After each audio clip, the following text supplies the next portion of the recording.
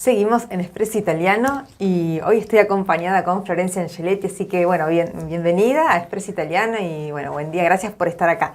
Gracias, fue una absoluta sorpresa que me convocaras para este programa. No, obviamente que Angeletti no podemos convencer que es otra cosa que italiano, Claro. Pero siempre me llamó la atención el movimiento que tiene la comunidad italiana en Necochea.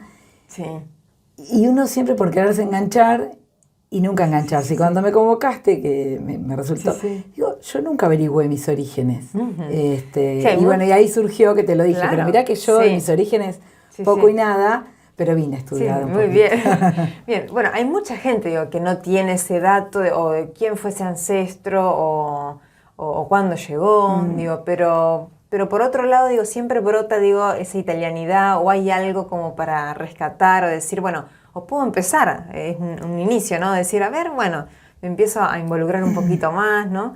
El sentir la italianidad estuvo impregnada siempre. Desde los 80, donde mi mamá ponía la pasta casera arriba de la mesa y chorreaba la fuente de estofado. Claro, sí. Hasta todo, hasta las discusiones, tanto en el núcleo más chico de la familia como en los familiares. Eso sí, absolutamente reflejado. Sí. Y después, cuando más adelante en la vida tuve la suerte, porque es una suerte, no es solamente el mérito y todo, de ir a Europa, que fue algo propuesto por una amiga, y en principio, y acá sí, esto es bien de inmigrantes, yo lo primero que le dije, yo cumplía 40 años, le dije, no, eso no es para nosotros. Entonces mi amiga con otra idiosincrasia, pero también es italiana, o mejor dicho, es psicóloga, entonces ya lo pudo analizar esto. Dice, ¿por qué no? Y no, claro, siempre en mi casa fuimos clase media, con vacaciones de un mes en Necochea, porque nosotros no éramos de acá, en Quequén, que en Quequén llovía y salían los caracoles y los italianos salían a juntar para hacer el guiso de caracoles. Eran vacaciones austeras de un mes, donde tu mamá cocinaba, donde el ritmo familiar se trasladaba a la costa. Pero siempre era en los límites de lo que uno puede moverse, digamos, poniéndonos un límite siempre de escasez. Exacto, muy propio de la filosofía. Y si bien uno podía estar en mejores, bueno, como la Argentina, en un año mejor, el otro un poquito, siempre mi mamá decía, no, por fiambre, bueno, paleta de primera. ¿Por qué no sea cosa que nos acostumbremos y un día no podamos más? Esa marca de carencia, de guardarnos para cuando no haya. De cuidarse. Sí, siempre me quedó muy arraigada. Porque a eso agregale, después hemos pasado por mis tíos y mis padres, por Rodrigazo, hiperinflación del 89, y era muy típico decir, vení que te muestro la despensa, cuántas latas de tomate compré, cuántos litros, no sé, los más grandes, si se acuerdan, vos tenés cara de muy joven. Esa cuestión de de equiparnos como para cuando falte. Claro. Que después cuando vi Vientos de Agua pude entender la serie, que la recomiendo absolutamente, y lo digo y me emociono. ¿De dónde venían? Claro, ¿no? ¿Cómo venían? ¿En qué situaciones? ¿En qué situaciones miserables, desde todo sentido de la miserabilidad? Sin padres, sin hermanos, conociendo gente en el barco de pasada, cómo se fueron trasladando a los diferentes barrios y cómo las zonas fueron siendo muy propias de la cultura que se bajaba, ¿no? Del barco. En mi caso particular, yo no tengo padres italianos ni abuelo italiano, fueron mis bisabuelos, pero vinieron, que esto es algo que por eso no me puse mucho a averiguar, sé que son de la zona de la ciudad de Macerata, y ellos vinieron, calculo, por la edad de mi abuelo, como en el 1910 ya estaban acá, es decir, previo a la Primera Guerra Mundial. Es decir, entonces desconozco, porque yo siempre creí que los inmigrantes, el gran éxodo de inmigrantes había sido durante las guerras, con las carencias de las guerras. Y me llamó mucho la atención, para venir acá, la parte que estudié, que dije, pero esta gente se vino mucho antes, porque 4 años en esa época es un montón de tiempo. Y ahí me dio, ahora sí me prendió la curiosidad, porque una cosa es venirte en la etapa de lo que conocemos en las películas y todo, y otro es ya pensarlo 4 o 10 años antes, porque Claro. evidentemente mis abuelos en el 1900 ya estaban acá. Claro, sí, sí. Ellos, sí sé esto, porque los Angeletti, yo empecé a ver Angeletti, un día fui a San Bernardo y había una roticería Angeletti, Ajá. y después cuando fui a Italia, empecé a ver negocios Angeletti, y decía, Angeletti, wow, sí, sí. bueno, no, me acabo de enterar que Angeletti es un nombre re común en Italia, es como un Gómez, Ajá, así sí, que ahí, sí. ahí dije, bueno, no somos como una... Claro, una gran familia. Claro, sí, una familia de sangre azul, ese es como sí. el Gómez Sí. para España, básicamente. Claro. Y bueno, y cuando fui a Italia me pasó de encontrarme mucho con mi apellido, y eso es muy raro. Ahí es donde decís, más allá que puse un pie en Italia, había pasado previamente por otros países como España, como Francia, en donde sí, hermosos. En París es hermoso, pero no había una conexión mía con París. Claro, sí. Más allá de, bueno, llegar y decir, estoy en París, obviamente. Pero llegué a Italia, llegué a Roma, estuve 20 días en Roma porque quería estar. Bien Sí, ahí. sí, sí.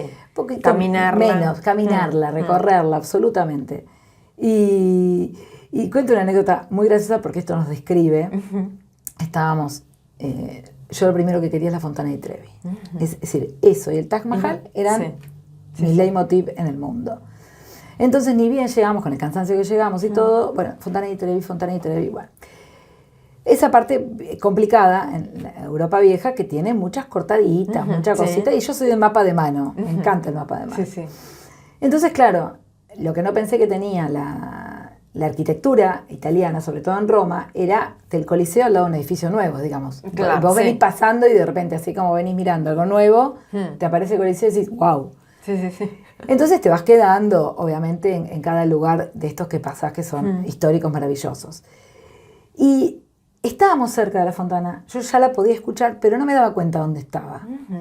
Y me desorienté. Y estábamos como cruzando la calle, una callezuela, y había un mozo del otro lado, parado bien a lo mozo. Sí. Las pietitas para afuera, parado en jarra. Sí, sí. Y escucha la conversación y se mete y empieza, digo, vamos para allá, empiezo a discutir con mi amiga, no, para allá, para allá. Y él dice, desde enfrente, 50 metros, no.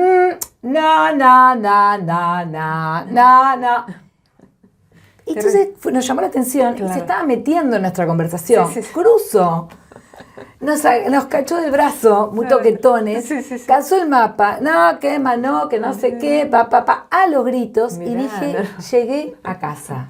Claro, sí, sí. Las dos, ella es Aquino, ella encontró su pueblo de casualidad yendo para Pompeya, y las dos dijimos, estamos en casa. Sí, estamos bien. Estamos en casa, así que... Increíble. Ahí fue donde dije, yo podría, si la cuestión sería, me quedo varada acá, Claro, no hay nada que yo sienta después de los mercados de frutos, bueno, toda esa cuestión, pero esa idiosincrasia gritona, metiche, ni hablar Bien cuando fuimos a Nápoles, Claro, a Nápoles, que la sí, gente, sí. mis familias discutían por horas, y nosotros llegamos a Nápoles a las 9 de la mañana, y a las 12 pasamos por el mismo lugar y seguía la misma gente discutiendo lo mismo. O sea que ahí el recuerdo te vino claro, patente, ahí te agarra una cuestión de decir, yo ya lo viví. Claro, sí. Y ahí es donde las raíces, es impresionante lo que tiran, porque te empezás a encontrar con pares y no estoy sola en el mundo. Claro, cuando. sí. Y bueno, eso sí, la italianidad siempre me encanta. Pleno, claro. Porque me da mucha pasión en mi vida, buena y mala. La mala la he tenido que regular, como son las peleas a los gritos, diciendo lo que se nos venga en ganas. Pero para lo bueno es muy energética, muy generadora de la tarantela. Mi primario sí fue en escuela italiana completo, en Buenos Aires. Sí, eso sí, mis padres, no sé si fue casualidad o en Villa Urquiza había un colegio, el colegio Tomás Devoto, con doble escolaridad de italiano, y sí me mandaron toda la primaria a... Después cuando vine acá proseguí danés, nada que ver. Así que mira, eso también es llamativo, lo estoy pensando ahora, ¿no? De el colegio italiano a la cultura danesa. Un abismo. Claro, sí. Cosas buenísimas por un lado y cosas buenísimas por el otro. Y carencias para la forma de ser de uno. de un lado y del otro, porque yo llevaba un danés, claro. de los que yo soy de la época que Elisa Dam recién arrancaba y venían los gimnastas daneses. Ay, claro, sí. Yo iba a llevar uno de esos muchachos. Las exposiciones que hacían, tan medidos, tan mesurados al ámbito italiano, pero siempre salían muy encantados de la cordialidad que se les brindaba acá. Con lo cual es un poco y un poco, ¿no? Un poco más de mesura de un lado y un poco más de espontaneidad en el otro. Claro. ¿Y qué es lo que más te gustó de Italia? ¿O que decís, esto me encantó?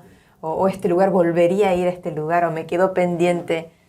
Primero, el rescate de recordar de dónde venimos. Eso para mí es fundamental. Me vuelvo a emocionar. Que es algo que le falta a Necochea para mí, para relacionarlo con el lugar donde vivo. Recordar de dónde venimos. No podemos tirar casas que sean patrimonio de esta ciudad, porque si uno derriba la historia, tiende a olvidarla y te desorientás como con el mapa. Claro, Entonces, tener el Coliseo al lado de una estructura nueva, se puede convivir igual. Exactamente, y te hace estar en el mundo moderno, pero no olvidar respetando qué pasaba y poderte situar. Bueno, con Vientos de Agua me pasó, más allá que uno después con terapia, creciendo, rescatas las cuestiones malas, entre comillas, de los padres.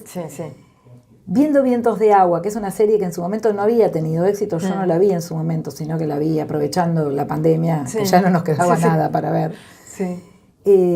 Tuve una comprensión de mis padres, porque venían de una cultura que arreglaban todo a los puñetazos, como podían, porque a su vez esos vinieron a los 5 años en un barco y perdieron a sus padres o en el barco y tuvieron que criarse.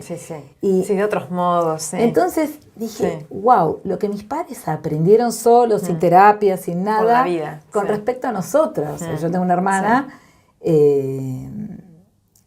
lo que aprendieron para criarnos, ¿no? Es decir, algún cachetazo que he recibido al lesionador de los 80, cachetazo de los 80, claro, porque era más normal, fue como un máster para mis padres que venían de que les pegaran con planchas de hierro, básicamente. Es una barbaridad, pero es así. Entonces, eso fue lo que de Italia había pasado por Barcelona, había pasado por París, y de Italia, que hice más cosas como Venecia, Florencia, eso, rescatar, y no en vano, porque dije, ¿cómo todo esto sobrevivió a las guerras mundiales? Y leyendo, había un pacto, pese a que los líderes nefastos mundiales de ese momento se llevaban tan mal, había un pacto era un golpe bajo tocarse un monumento histórico. Y estamos hablando de guerras que arrasado con el ser humano, ¿no? Pero en Italia se ven en un estado mucho más crudo, no tan decorado como en los otros lugares. Tal vez por eso a mí, París, que para mí es una Buenos Aires en menor escala, el que me escuche esto va a decir, está diciendo una barbaridad. Hay lugares de París, vos te sentás, es una réplica, vos te das cuenta que Buenos Aires es una réplica de París a una escala mucho más chica. Pero Italia conserva como el Coliseo hasta con suciedad, si se quiere, de esa época. Entonces tiene una cosa más de sentir las catacumbas, de sentir ese eco histórico. Claro. Y a mí, en lo particular, me conectó... con lo más profundo. Sí. Nápoles parece que va a salir Sofía Loren de los mismos departamentitos en donde las mujeres, cuando se pelean la vecindad, se cortan la soga. Es decir, tenés la soga con la ropa y es una manera de decir corto el lazo con vos y se queda con la ropa la otra. Es decir, a mí me divirtió mucho escuchar esto. Claro. Increíble. Nada, eso es la experiencia que yo tengo. No es muy curiosa, obviamente que con los años uno se va poniendo más curioso. Ahora te dije cosas que me dan más curiosidad a su vez, porque mis abuelos pudieron vislumbrar venirse antes de la guerra. Y bueno, ellos, como tantos otros, se esparcieron por toda la provincia de Buenos Aires. Hay en Bahía Blanca, hay en la costa, Necochea somos creo que los únicos. Y en Buenos Aires hay, en toda zona norte de Buenos Aires, hay Angeletti. Mira. Es como el Gómez de España. Claro. ¿Y cómo te llevas con la gastronomía? Digo, ¿te gusta cocinar? ¿O por te mi gusta peso, más? por la balanza, te diría que muy mal. O muy bien. Es como, ¿entendés? Como bien tano. Es disfrute. Tiene cosas, tendría que ser más mesurada. Y bueno, no, peleando siempre los ancestros. Mis casas han sido de pasta. Y siempre no medido, ¿viste? Claro, chorreando. Sí, o más. Comete otro plato más, ¿no? Un poquito más. Sí. Que no, que después en eso también fue mejorando mi familia más chica, ¿no? Y mis familiares también. Eso de la fuente, que el mantel se manchara con tuco, era absolutamente innecesario. Sí. Hoy uno se lo cuenta a sus sobrinos y no pueden entender que uno llevara una fuente arrastrando salsa por todo el camino. Parece bastante primitivo. Sí. Pero bueno. Pero era así, o esas mesas grandes, claro. Donde nadie se escuchaba, donde todo arriba de todos, donde se festejaba el cumpleaños del abuelo y primero era toda una festividad, pero cuando el abuelo, pobre ya, porque caminaba más chueco, lo que fuera, te tiraba el árbol de Navidad miércoles y te rompía toda la abuelita de Navidad. Ya el abuelo lo quería despachar. Se armaban por nada grandes... discusiones o eran ya temas, claro. Que terminaban así en... Sí, que las contás en el tiempo. Una discusión muy famosa entre mi papá y sus hermanos, con mi abuela materna, en donde... Por ser tantos hijos y sentar a la mesa, y hay veces la escasez de los alimentos. ¿Cuántos eran? ¿Cuántos hermanos eran? Mi papá tenía 6 hermanos, pero mi abuelo, los que vienen antes de la guerra, como te estoy diciendo, eran 10. Claro. Y cuando vi los nombres, mi abuelo llamaba segundo, pero hubo uno primero que le pusieron primo, es decir, primo, segundo, es decir, muy básica también, ¿no? Que eso habla mucho de la identidad de uno, porque... de esa brutalidad sencilla, hacía que te limite a que nació primero primo, segundo el otro, después el otro murió y mi abuelo tenía un sobrenombre que no era primo, pero tenía que ver, bueno, como quedaste primero, ¿me entendés? Sí, muy bestia. Y bueno, y habían conseguido más o menos tener una cena medianamente en paz, mi abuela con sus hijos, y había un programa de 24 horas en la que decía hacete el Papa Nicolau, Tita Merelo.